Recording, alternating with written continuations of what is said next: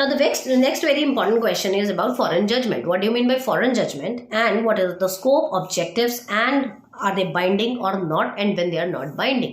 अब ये सारे क्वेश्चंस आपको किसी भी फॉर्म में आ सकते हैं। मैं आपको एक तरीका कई बार बता चुकी हूँ एग्जाम में कि अगर आपको कोई क्वेश्चन आ जाए फॉरेन जजमेंट के ऊपर, तो आपने ये नहीं देखना उन्होंने आपसे स्कोप पूछा है, उन्होंने आपसे ऑब्जेक्ट पूछा, आपको पूरा फॉरेन जजमेंट के बारे में जितनी राम कथा पता है सब लिख देना उसके अंदर।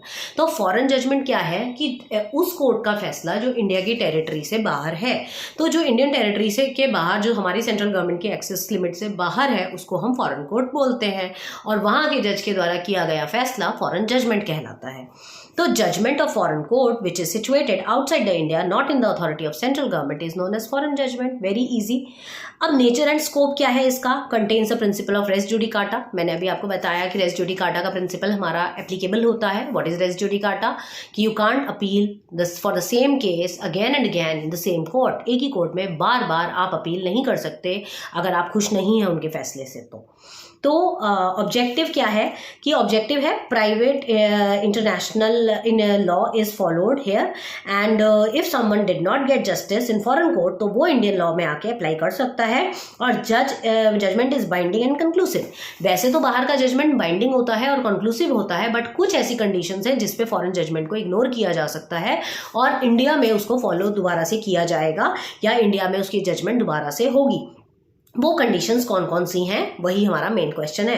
सबसे पहला पॉइंट है नॉट बाय कॉम्पिटेंट कोर्ट। अगर किसी कॉम्पिटेंट कोर्ट ने फैसला नहीं किया, अगर बाहर आपने फैसला करवाया, आपने किसी केस का, आपने किसी इशू को आपने बाहर सेटल डाउन करवाया और वो कोर्ट कॉम्पिटेंट नहीं थी। अब एक कोर्ट के कॉम्पिटेंट होने के पीछे क्या क्या होना चाहिए? एक तो वो जुरिस्डिक्शन के अंडर आनी चाहिए, दूसरा वो सारे एविडेंसेस को फॉलो करे, तीसरा वो एक्स पार्टे ऑर्डर नहीं पास ऑन करे।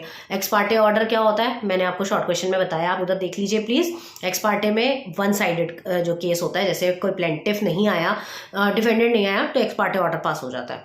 तो उस केस में, या ऑन मेरिट्स अगर आपका ऑर्डर पास नहीं है, तो उन सब केसेस में आप कहेंगे कि कॉम्पिटेंट कोर्ट नहीं थी, वो उस कोर्ट के अंदर जुरिस्डिक्शन था ही नहीं, तो उस केस में आपकी जजमेंट दोबारा हो सकती है इंडियन कोर्ट में। दूसरा, foreign judgment are not on merits. Merits वो आ गई ना बात की, मेरिट्स पे फैसला नहीं लिया गया। मेरिट्स का मतलब क्या होता है?